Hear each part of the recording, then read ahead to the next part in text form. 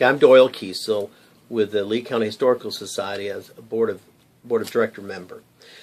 The fairgrounds is made up of a lot of different things. Within the fairgrounds, we have the old trade center, which is the oldest existing trade building in Lee County. It's a two-story building. It's red. If you've ever driven by this, painted red.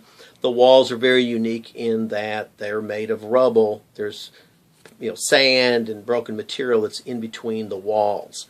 This is where a lot of displays exist, talking about the history of Alabama and Lee County back in the 1800s. Nearby is a log cabin called the Speak Cabin, in honor of one of the founders of the Lee County Historical Society. Within that cabin, on one side, you'll find how a family would have lived in their cabin, including making food over the open hearth.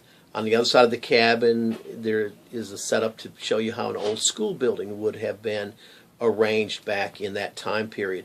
Another building nearby is the blacksmith shop, where you can see blacksmiths making things on the forge from pieces of metal. Another building nearby is the Taylor Watley building, where you'll see lots of old farm implements and tools that would have been used in that 1800 to 1900 time frame on a farm in Alabama and Lee County. Another building there is the McLean building. Now, this building was moved here from Salem a few years ago. Prior to that, while it was in Salem, it was a doctor's office up until the 1950s. Also a general store, post office. It showed you how one business kind of did everything in the community at that time. All of these things are a part of the fair. You can see all of that at Lee County Historical Fair and across the Syrup Sopping Festival. We will be 8 a.m. There'll be performances at the bandstand. There'll be food available, including the famous sweet potato biscuits.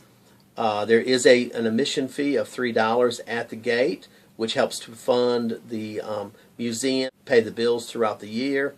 There'll be various performers on the bandstand throughout the day. We'll start with the whistle stop players, and then there'll be others throughout the day, both singers and musical instruments and such throughout, at that location.